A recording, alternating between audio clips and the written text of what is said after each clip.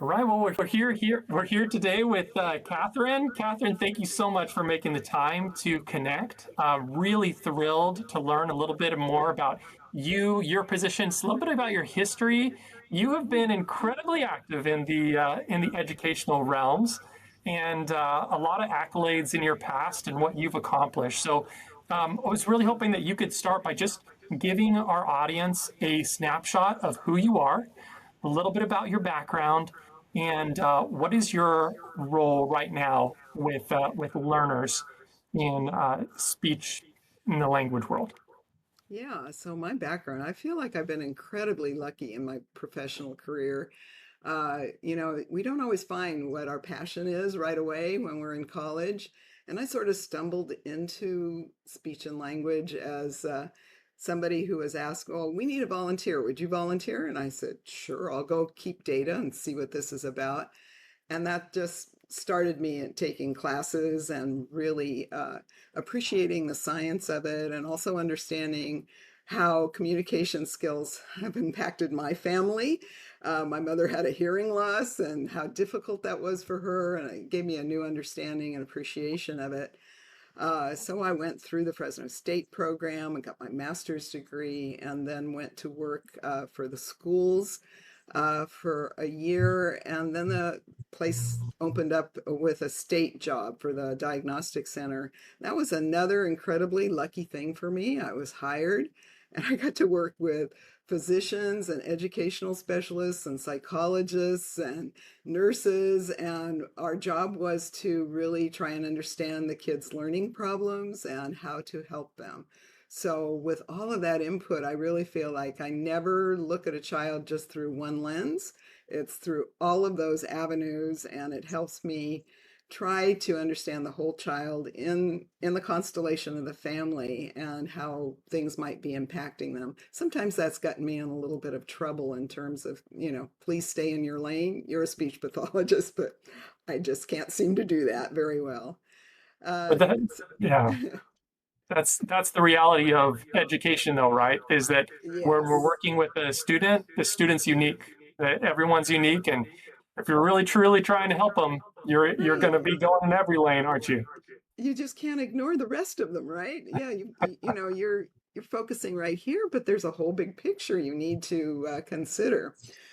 So after working there for 20 years, I became actually a school principal there, which was an interesting twist for me. But I felt it was time to move on. I took a little break, had a couple of children, and then decided to try and practice private practice, which I found I totally enjoyed because I could talk to parents, and I was totally responsible for the interventions and the kids, and uh, didn't really need to follow a protocol presented by somebody else. I could use what I had learned and put together something that made sense to help the child and the family actually too.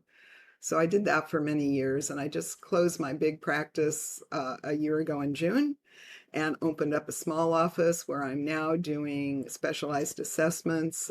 We call them individualized educational evaluations in the school districts. And I offer tutoring through my well-trained tutors here in the office, and they have the benefit of my understanding of how learning works from my point of view. Wonderful, wonderful. Okay, so when I was looking over your website, I saw a term called independent evaluator. Tell me a little bit more about that and how does that play into your role now and what you're Yeah. offering? So oftentimes, you sit in those IEP meetings, your child has been assessed, you get the assessment results, and as a parent, you go, well, that doesn't quite match with how I understand my child. Or the school keeps doing the same things and saying the same things. Where's the breakthrough in learning here? Isn't there more? There seems to be something more that should be discovered, or other ways to help. And so the parent has a right to ask for an independent evaluation, and that could be in speech pathology, which is what I do, or psychology, or occupational therapy, or and learning disabilities. You have educational evaluators too. So those areas that pertain to learning are available to a parent to ask for further evaluations and reports. And being independent allows me to look at everything from A to Z, from start to finish, and say, well, look, this is how the language developed. This is where we are right now. These are the interventions that have been tried. And I would suggest let's try something else. Or you seem to be making progress. Great, keep going. But I'm independent. I don't work for the school and I don't really work for the parent. I'm working for the child. Love that. So, what are the common concerns that families bring to you in terms of how are they led to a connection with you, and as they're looking for resources for speech and language? Yeah, well, first, they get to me because county offices of education will keep a list of evaluators that have agreed to work with that county. So I'm on the list for a few counties, and from Bakersfield to Modesto. And so I will get calls, from those counties when they have a parent who's requesting an individual evaluation. And if I'm available and if my rates are acceptable to them, then they will generate a contract and we'll make an agreement. But they always run it through the parent as well. Is this evaluator somebody that you would like to have? Or here's a list of our evaluators. Who would you like to have? Sometimes that happens too. And so, parents talk to each other and word of mouth. And if you've worked with one parent, they might recommend you. So that's how that happens. Perfect. And talk with us a little bit about, if I'm a parent and my child is coming to work with you, what would I expect? Well, a number of things. I do a lot of parent interviews and parent questionnaires and review of records. So I'm going to it might seem like, why are you focusing on when he was 3 years old and he's 10 years old now? But that's important in speech and language. And so I read those early records and the medical reports and anything that I get. And then so in my interviews, sometimes those are the kinds of foundational questions I'll ask a parent and talk to them about the journey of growing up and living with whatever disability or degree of difficulty the child is currently having. And so that is one thing they can expect. Another thing they can expect is I almost always ask them to come to my office, or I will meet them somewhere. Like last week, I met somebody at my friend's office in Visalia, and we did the assessment because that was kind of in the middle. And the assessment can be 1 time to 3 times to 4 times, depending on how difficult or how much information we need to gather. Usually it's not 4 times, but some children are very slow to warm up, and you want to give them the opportunity to show you, really what they can do. And so you spend the first session building rapport and maybe trying some easy things before you get to the things that are really difficult for them. So we meet 2 times, 3 times. I'm doing pretty intensive assessment, and oftentimes the parent can watch the whole thing. They're sitting with us. I find that they're not distractions at all. There are very few children who will, look to mom for an answer, or once in a while they'll do things that, will push a button and, get a response from parents, but they know they're there to get some work done, so it happens generally pretty easily. And then I'll make contact with the school and I'll go out and observe the school. I'll talk to the other therapists, teachers, see who else is working with this child and what their input is. Sometimes they get questionnaires to respond to also. Love So it. And that's talking generally the and process. Okay, yeah, sorry. and mentioning, no, like part of the process though, one of the things that was really interesting when we were talking earlier is some of the tools that you're using. And one of those was a software that you we're kind of on the ground floor building up as a tool to really help students, not just individually with you and the student, but once that software was built, it was able to use some of your findings and what you really had a big contribution to reach more and more learners out there. So can you tell us a little bit about that and I'd love um, to. Yeah. So many years ago, probably almost 30 years ago, I went to a national conference where these researchers presented their work about brain timing in children with language learning problems. And they found that the children process language, but the rate that they process is a little bit slower, and you can measure that rate by measuring the brain response to things. So here we have this pure science, and we go, wow, that's really interesting. Now, what do we do? Do we all talk slower so children can process? How do we help them speed up their processing? And so the next year, the researchers came back with something that they had piloted and tried and had teamed up with neuroscientists and had done a pilot study all over the US. They presented those results, and it blew me away in terms of what this program could do in terms of brain function, first of all, but secondly, you could measure big changes through our just everyday language testing.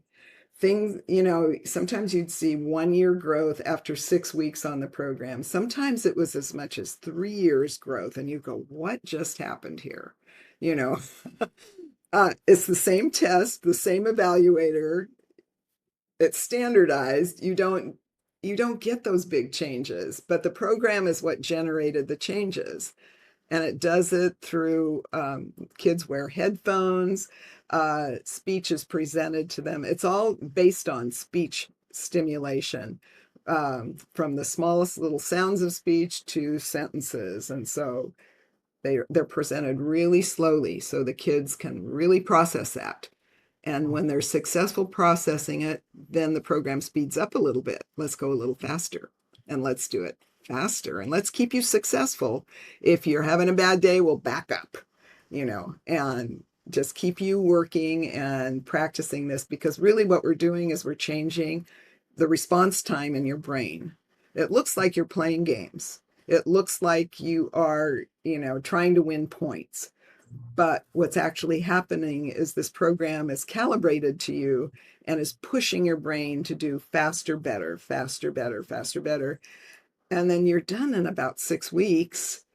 And then you can get tested again if you want to and measure the results. But usually parents are telling me, oh, well, I don't have to tell him 6 times anymore to do this. And I've had teachers say, when the kid has done the program over the summer, what happened to him? He's not the same kid. There's such a difference. And if they're doing the program during the school year, then teachers are having more and more success. And it's pretty exciting, pretty exciting. So the program is called Fast Forward. Currently, Carnegie Learning Corporation is distributing it. I'm a private provider who gives the program out, but school districts also contract with Carnegie Learning to do the program. But usually it's big numbers, like 300 kids or something like that. But on an individual basis, you go to a private provider to get the program. Incredible. Yeah, I love just the fact that you were able to take all this learning, everything that you have spent years growing and refining, and take some of the studies and bring it together to really touch more lives and improve the learning for many more students. So thank you for sharing that. So finally, is there any, if a family wants to get a hold of you, how would they do that? What's the best way to get a hold of KW Speak to reach out to Kathryn? Well, I do have a website, and they can look on the website and see what our services are. There isn't currently a link to get a hold of us, but there is contact information on the website. And just be careful, it's kwspeech.biz, not .com. The .com suffix was taken at that point, but that's okay. It's a new website. It's my new little office, my new part of my career. And our phone number is 559-228-9100. And we record all calls and then respond within 24 hours. So that's another good way to reach us.